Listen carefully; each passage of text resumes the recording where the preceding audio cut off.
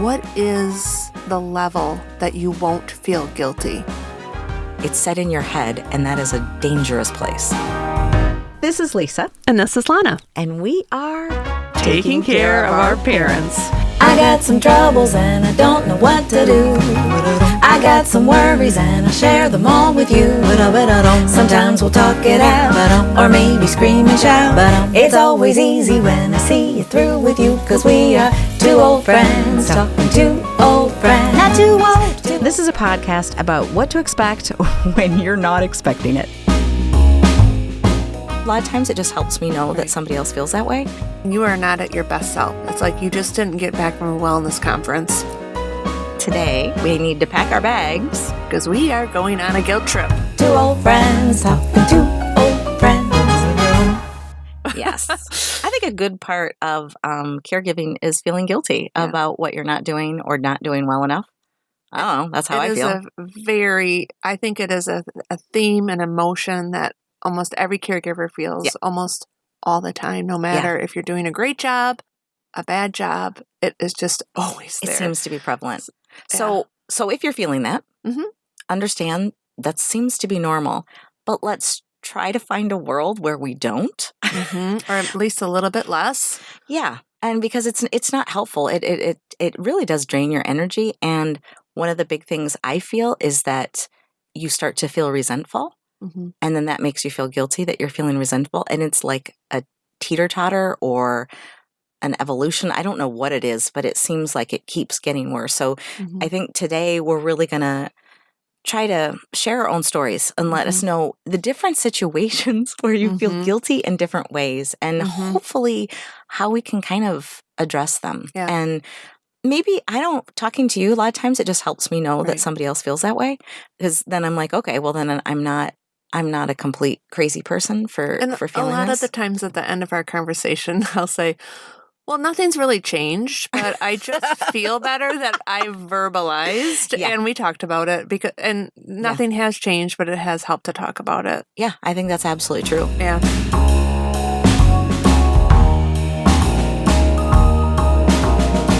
So we're just going to start. There's many different ways that you can feel guilt, and in many different circumstances. I will say, as we know, I'm living with my parents right now, but for a long time, I was from afar. So I was one of those people, which I know there's a lot of people out there, who are trying to help or do some form of caregiving from the distance. And the thing that I really disliked about myself, I'll say very blatantly, is I had great plans. Yeah.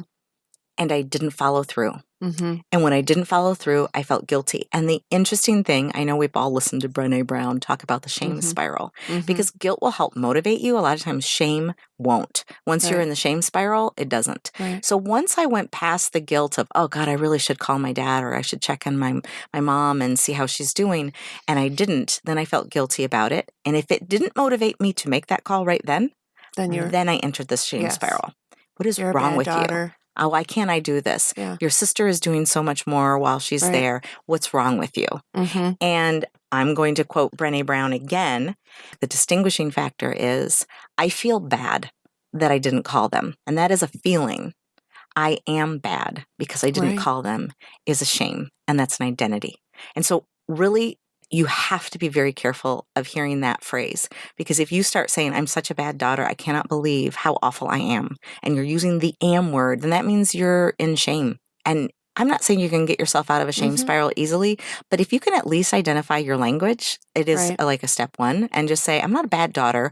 I just feel bad because I haven't done something that I said I would. Right. And when you could back off that, you stand a chance of going, so then just make the dang call. Right. You know? Exactly. Yeah. Yeah. I call it stinking thinking. It's just like you're starting to talk really negative about yourself. You're coming from a bad place. And I think one of the things that helps me too, and you talked about, well, what is the level that you won't feel guilty? So is it that you call them 3 times a day? Is it call them once a day? Is it once a week? So often there's a disproportion of, like, my definition of a good daughter, I don't know, I'm just making this up, is that I call them every day. Okay, well, maybe my parents' definition of a good daughter is, well, it's kind of driving us nuts that you're calling us every day. So just call us once a week. Right. So I think you have to have that conversation with your parents and say, you know, I really want to be supportive. What does that look like to you? I love how you always turn it back to asking them as opposed to trying to figure this out all on your own. You have taught me that, and I've used that many times about learning to ask them what they think. And it's something that's like, I know it sounds stupid, but I completely forget about that. You can negotiate that, and you can say, well, if they said, well, I really need you to call at 7 a.m., well, that's not going to work for me because I'm getting the kids ready for school. So how about if I can do this? So what does that sound like? So setting that can help define. Absolutely. And you know what? What is the expectation? I don't even think I ever did it for myself. Right. I think I never even asked myself what it was. All it was is that whatever I did was not enough. Exactly. And so then you're never going to. You have to be on the phone 24/7. Wow. Then you're not going to feel guilty. Otherwise, you're going to feel. I mean, it's just unrealistic. It's unrealistic, and it's not giving yourself an even chance to do a good job because you're already like. And then once I hit that shame spiral, I'll tell you, there are times I didn't call my dad for. I'm months. I would I'm not a phone person. Because then it gets to the place where it's like, this is so bad. Right. I am not going to. And the thing is, if you don't say that out loud to somebody, okay, when you say it out loud, it sounds really dumb. Like I'm embarrassed to say I didn't call him for months. But inside your head, it's a whole different story. And it wings around so quickly that I was like, I mean, I haven't called your dad. I mean, aren't you an awful person? I know. I can't believe what is wrong with you. And you can't call him now because something's happening and you have to explain that. And then you'd have to explain what happened a month ago. And then it proves that you didn't talk to him for a whole month. Well, you say it out loud and you're like, okay, yeah, this is ridiculous. But too often it's not said out loud. It's said in your head, and that is a dangerous place. And I think so we're talking something that for caregiving, a phone call. So that when you think about the caregiving experience, that's a pretty light touch. You know, but it's a big one for when you're not there. Exactly. Because for me, I think, so I'm going to say, absolutely, ask them what they need. Ask the person who is doing more caregiving than you, because at that time, my sister was an hour and a half away from my parents, but she was the person that was the closest, and she had to drop everything when they needed a doctor's appointment or something. She dropped everything. So there's a couple of things you can do when you are from afar, right? Like find out from your family what, like you said, I want to be supportive. When am I annoying, and when do you need more? Like keep that communication open. Establish for yourself what you think is good and what you're capable of doing and what you think is the definition of the quote unquote good daughter, right? And also find out who you need to call, because maybe the person who is being cared for needs more attention, but maybe the caregiver needs to vent and you need to be supportive. I was there for my mom a lot more than I was there for my dad. Right. But looking back, I wish I wasn't maybe so judgmental of my mom or critical. And I would have all of these things I would say to help her when perhaps I just needed to listen. You don't need to solve it. I don't need to solve it, and I don't need to try to tell her what she should be doing differently, because she's probably like, shut up, Lisa. Done it. Yeah. So I think that would be my advice for somebody who's from afar. Find out what's needed and try to be cognizant of their overwhelm and be there as sometimes all you can be there is as a support system to say, my God, that's a lot. I feel for you, man. That is, you are really going through it. And I think also just saying, I'm really thankful for you. Yeah. Appreciation. And that can be really good too. It's like, I just really appreciate you doing this for Dad. And thank you so much. And I think maybe now that I'm saying this, I'm just coming up with this idea. Is there something that you can maybe send to them, like a dinner or something that makes them feel the appreciation as opposed to just words? Because a lot of times I feel guilty because I'm just like, wow, you're doing so much. And I just feel bad. And then that can carry through. And the person doesn't need to try to make you feel better. Make you feel better for feeling bad about them doing so much. That's not fair. Right. So, Boy, that sucks. Thanks a lot. Click. thanks for the call. I hope I made you feel better about feeling bad about me doing everything. Yeah, I don't think that's helpful. So don't do that. If you've ever done that, don't do that. And I'll try not to ever do that if I'm in that situation again. So that's from afar. That's the guilt that you can feel from afar. How about guilt that you can feel close up? Because how could you feel guilty if you're doing everything?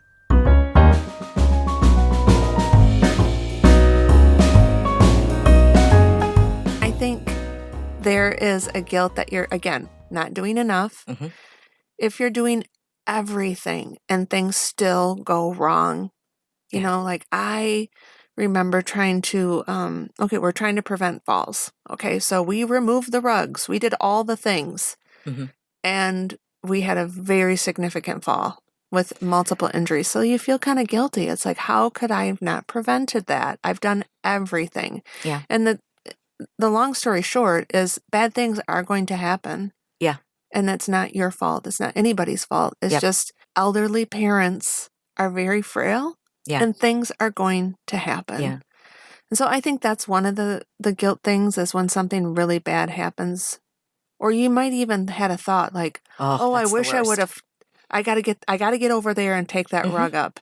And then lo and behold, they fell on the rug that you didn't pick up. Yep. I mean, that's tough to swallow too, but even then, the guilt doesn't help. No. You really have to, like I think we've learned throughout this whole process is stay in the present. Okay, yep, that happened.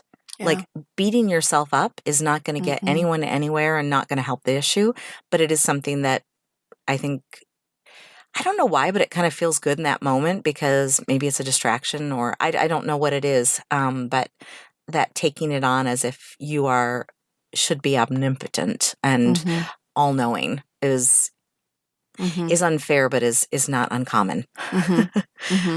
Well, and at the end of the day, I think you can tell, you can do all the things. And like I said, they are frail. Bad things will happen.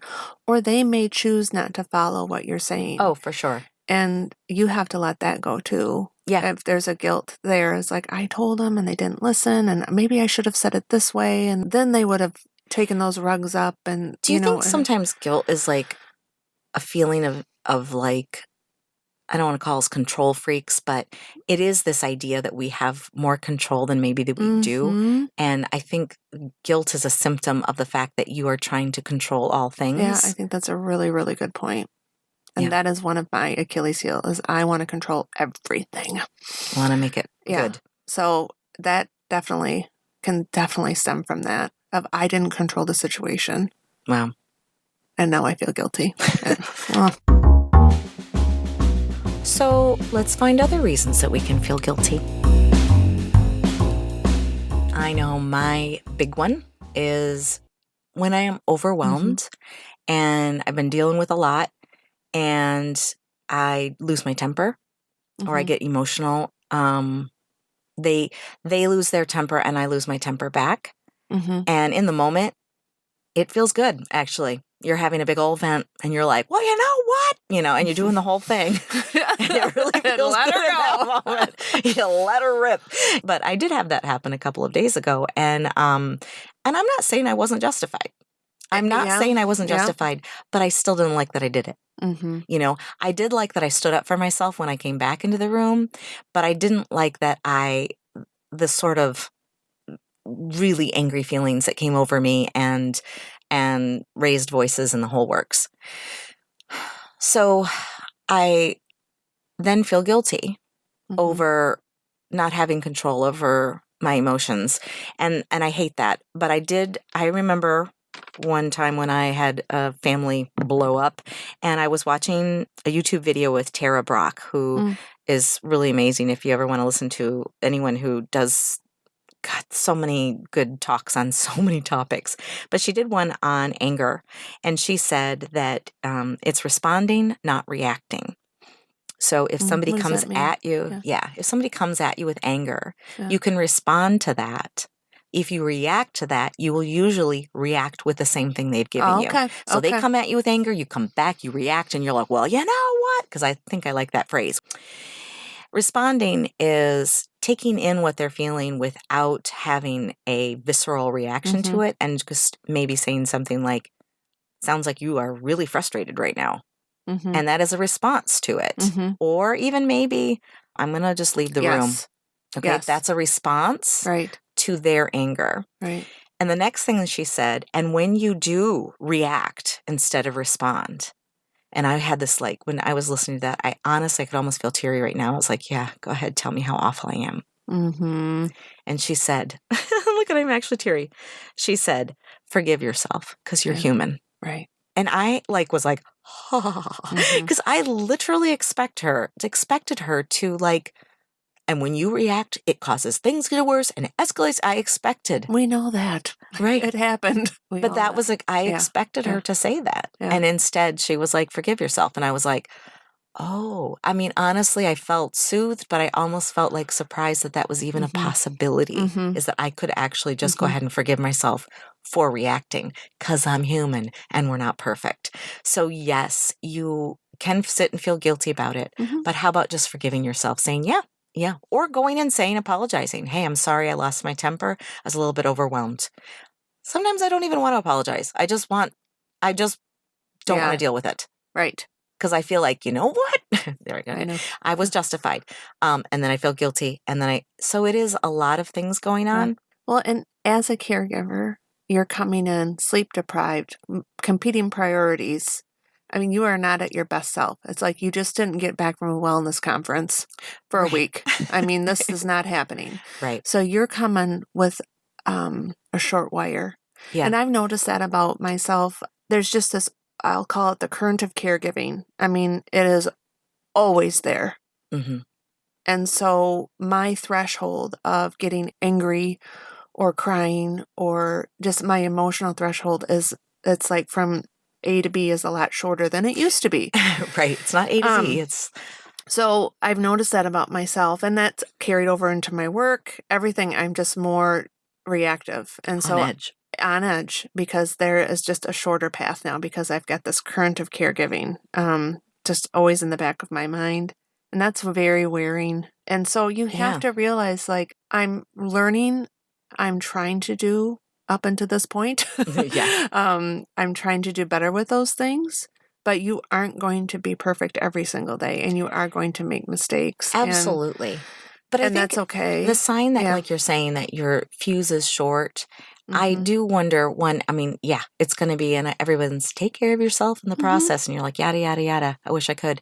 But I do wonder if a lot of it is that what one article was talking about, that going back and forth between guilt and resentment and then anger, and then guilt over being angry, and then guilt over being resentful. And it kind of flip-flops back and forth. And until you can forgive yourself for any of those, I think you're right on the cusp of doing the next one again. Right? So let's talk about that circle a little bit. So there's a circle. You start with guilt, right? I think you start with resentment. Okay, you start with resentment. Okay, then you go to guilt.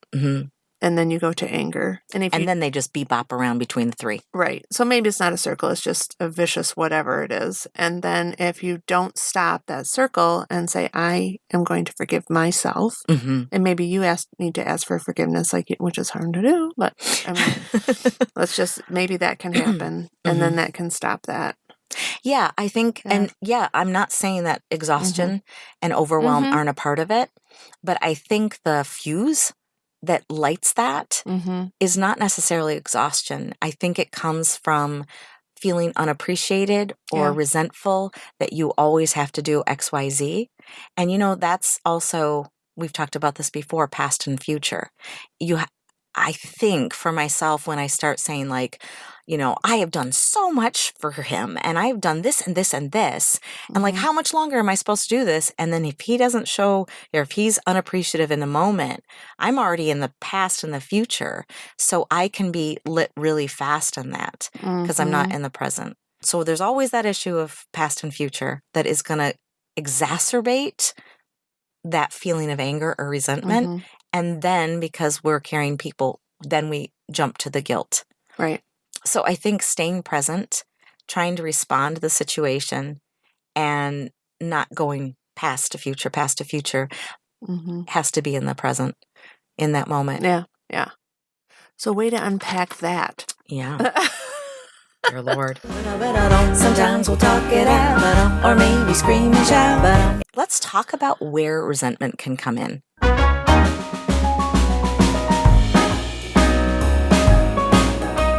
The argument I had with my dad the other night was we're trying to get him on his side because he's dealing with pressure sores or some sort of infection in his back.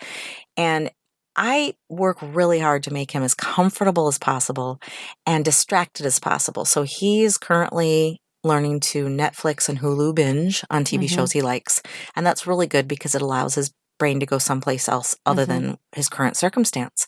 So when we get him on his side, he wants to watch TV, but now you're sideways and he can't read the closed captions. Oh, and he can't hear. Yeah. Right. So he doesn't hear great. So he uses both hearing the headphones and the subtitles. So what I did is put it on his tablet, and then I tilted the tablet sideways. I got it balanced on all these sponge things, and we got the earphones in. I mean, and he's like, I still can't see it because his glasses broke. So we had to change the frames for his glasses, and I got him changed to his computer glasses because he doesn't need his computer glasses anymore. Cut to, we now need his computer glasses, but we don't have them because we changed the frames. I've done a lot to make this work. I've done a ton, right? I feel like I'm working so hard to make it all work and make him as comfortable. And so when it doesn't go quite right and then he gets frustrated, that resentment comes up real fast. Like, what? Because you don't have any other ideas. You're what else can I do? Everything. And then all of a sudden he's complaining about something else. And I'm just, and that fuse came fast. And it's not that I expect him to sit there. Oh, I sure did. Yeah. Because it's not that I'm expecting him to go, thank you, Lisa, thank you, thank you. I get that. You're not always going to sit around. And he does thank me plenty of times. And we got him back on his back, and he felt something, and I misunderstood what he said, so I tried to get that, and he just snapped at me, and I snapped right back. And I actually do feel a little justified in it, and I did tell him I don't allow people to talk to me that way, not when I'm doing everything, but I didn't necessarily like the violent feelings I felt in that moment.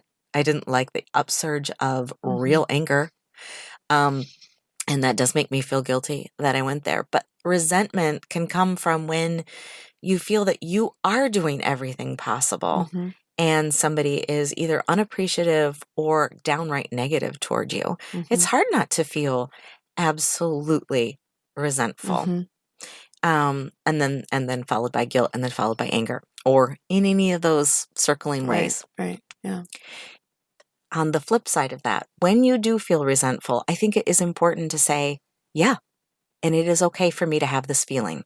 Even if it's flat out rage and anger, just say, yep, I am really filled with anger right now. And that is okay. If you resist it, you'll become an angry person. And you don't want that. You just want it to be an emotion that flows through you. Because there's plenty of times I'm not angry. Right. So let's focus on that. Right.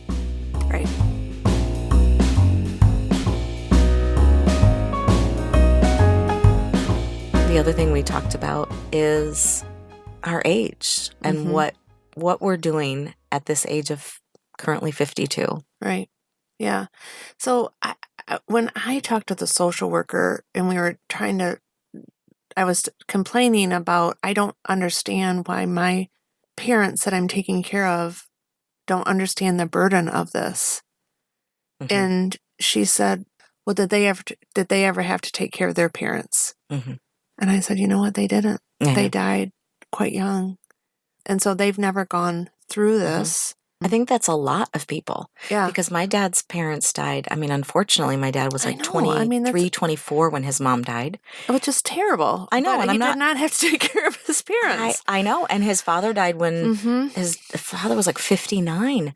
So, and my mom's mom died very suddenly. And then her father lived a little bit longer, but there was no this wasn't happening. At 52, my mom and dad were on the road in a motorhome traveling the country. Yeah, and my mom and dad, my dad retired early, and they were literally like going to Africa, going to the Galapagos Islands. I mean, traveling all over the place. No, number one, I can't do that. But I seriously, like, we had a vacation scheduled, and it was a 4-day vacation, and we could not leave because we were taking care of our parents. I mean, we're not even going to this was like up north Michigan, 3 hours away. Okay. We can't do that. And how do you not feel resentful in that moment? I was very resentful. Yeah. And then the other set of parents, similar, they were still working, but they were camping and things. And I finally had a conversation with them, and I said, this is what we can do, because we are in the basic, like, it's going to get to the point where we won't be able to do things as well. Right.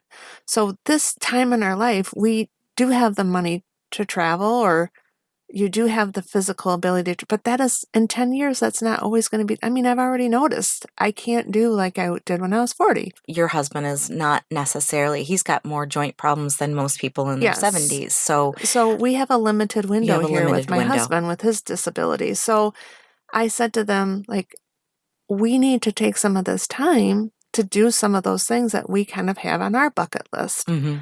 And they're not huge things, but we do want to do some things. And I asked them, I said, Great. What were you doing when you were 52? And they're like, oh, Jeff's mom's literally died in her sleep holding on to a Kleenex. How fabulous is that? And as a nurse, I have never heard another story like that. There's always suffering involved at some level. Well, my grandma died overnight too, like that. Yeah. And there's pros and cons. I don't want to, just so you know, I don't want to say, like, it was very hard on my mom and the family to lose somebody without having any of those. And that is a horrific journey. Totally different. Yeah, totally different. Yeah. But I didn't want to minimize, because someone's like, oh, my, I don't want them to feel. Right. But I feel there's a part of me, if I can stay in the moment, that is learning to be grateful for the lessons I'm learning. And I will say that over and over. I'm not going to say I'm blessed to have, I hate the phrase, but I am grateful for things that I'm learning, because wherever you are in your life, wherever you are, it doesn't matter. You are going to be learning lessons. And if you think, well, once this is done, then I can go and live my life, then you're forgetting that this is life. This is life.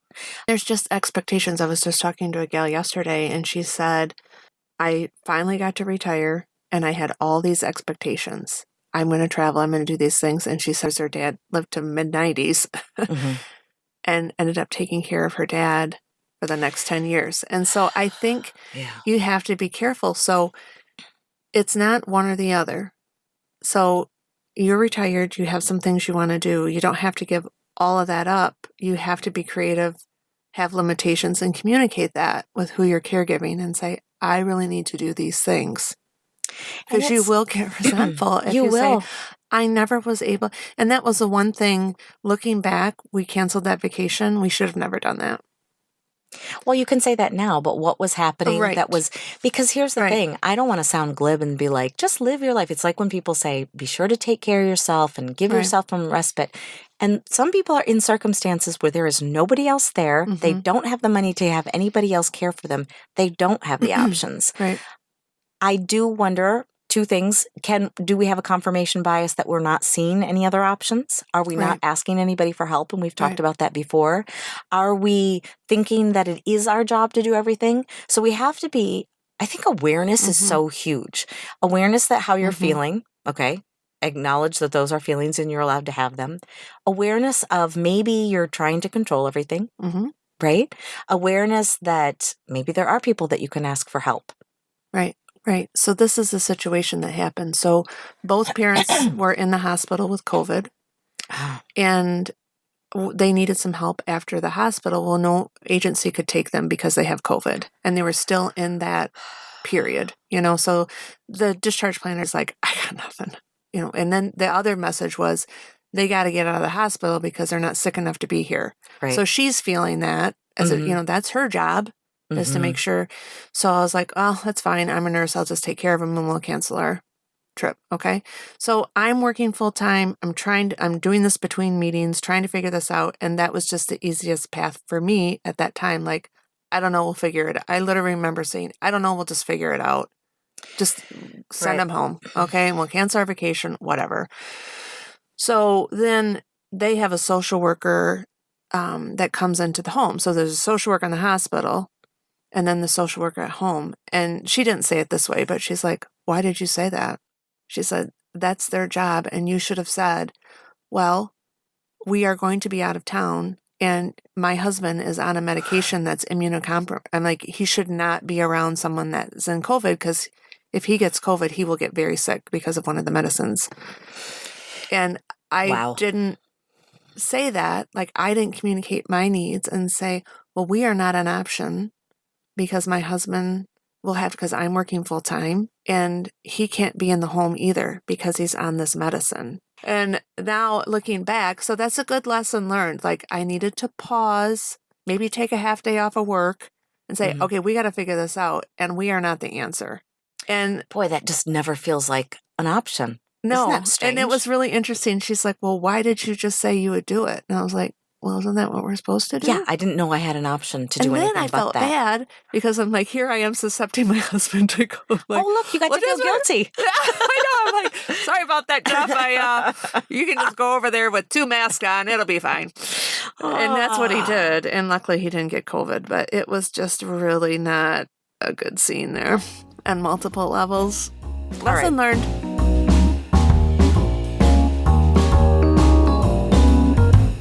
And this one was one that you had mentioned when we talked about doing this episode, is when you started doing everything for everyone. Yes. You had to ask yourself, and I believe I'm going to look at it right now, what are you focusing on to avoid something else? Right.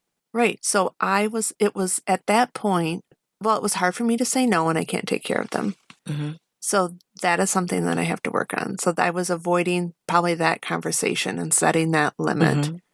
But is it even more than that? Like, is there, like, I remember you saying something, because we talked about this like months ago, that there were things that you needed to do for yourself, like in your own life, not just like, oh, I want to go on a trip or something, but there were things that you needed to focus on in your own life. And we use it not just because we're like, oh, I'm a control freak, but almost like a convenient way of not looking at it.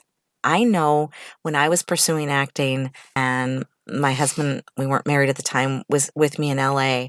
Oh my God, I was like counselor Lisa. I got to be there for him. Mm-hmm. And so he moved back to New York at one point, and I nearly had a panic attack because I did not have his issues to think about. And I didn't know what the hell I was doing with my life. Right. And I was like, I remember, and I maybe I said this before, and if I did. You didn't.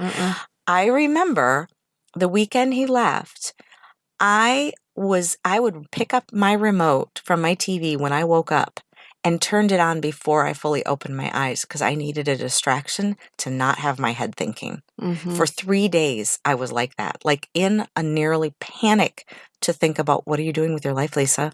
What are you pursuing? Mm-hmm. What actions are you taking? And I was like, I didn't have an answer. So, yes. Do we have to be careful? Yes. That guilt and control are also a part of avoiding our own lives. Right. Yeah. And I definitely went there. So I got to where I was almost obsessed. I was thinking about it all the time. I could have been doing that job 24/7. Wow. If you really, the doctors, all the things. And I was constantly thinking about it. And so I was ignoring your whole life. Yeah. But you also work full time and you've got a very important job. So on top of that, you are either working on that or working at that. And I think people have to be really careful in those moments because if our bodies do not feel that we are taking care of our own selves, our bodies will find a reason. It'll say, I'm going to break something down and you will be forced to look at me. And so anytime someone starts doing everything about other people, I'm always like, be real careful. You're going to throw out your back. You're going to do something that goes, ha, now you're mine. Right. And it's going to stop you in your tracks. And then here's the interesting thing. Other people will have to step up. Yes. Other options will have to be made. Right. And then you're proof that you are not the only one who can do something. And there is some murder, it's like, well, I just have to do it all. And there's some. I'm not like that at all. But are you proud about that? Yeah. You can. It's like, I'm just taking care of my parents 24/7, and you are, but that is a choice that is your choice, right? And so, yeah, there is a fine line between going, yeah, I feel good about what I'm doing, and I am a martyr. You're absolutely right. Yeah. Absolutely right. And I was in the martyr. Yeah. Like, I'm the only nurse in the family, and there are other capable, they can help. And if I would have asked them, if I see somebody else has it, I don't step in. Mm-mm. Like, even if there's a dangerous situation or somebody is injured or whatever, I'm not a nurse, but like, I'm not going to run over and say, how can I help? If there's somebody over there who seems competent. Mm-hmm. So if you seem super like you got it under control, then everyone's Mm-hmm. like, well, clearly she's got it under control. Mm-hmm. Right? So I think that is also, you have to be careful that you don't give the impression that nobody else is needed or wanted. Mm-hmm. Because people will go, well, she'd ask if she needed help. Right. So how was your trip? I didn't go. No, guilt trip. Oh. I told you I didn't go on that trip, and I'm pissed. But it was a lesson learned. It was a lesson. So, yeah, I'm sure we're going to be talking about these issues. This was just a hyper-focused on the guilt trip. Like you said at the beginning, it's such a part of caregiving. It's laced. It's in the very thread of caregiving. So we hope we gave you some strategies and just thinking about where you're at in your caregiver journey. And all right, thanks for listening, everybody. All right, see you next week. Thank you so much for joining us today. If you liked what you heard, be sure to hit subscribe and also share it with your friends and family if they're caring for their parents too. Next up, Can You Hear Me Now?, which is all about our parents' hearing loss. We will share our stories and give you some tips and things that we're learning to help make it a bit easier for your parents and for you. Thanks again for joining us. Until next time. Two old friends talking to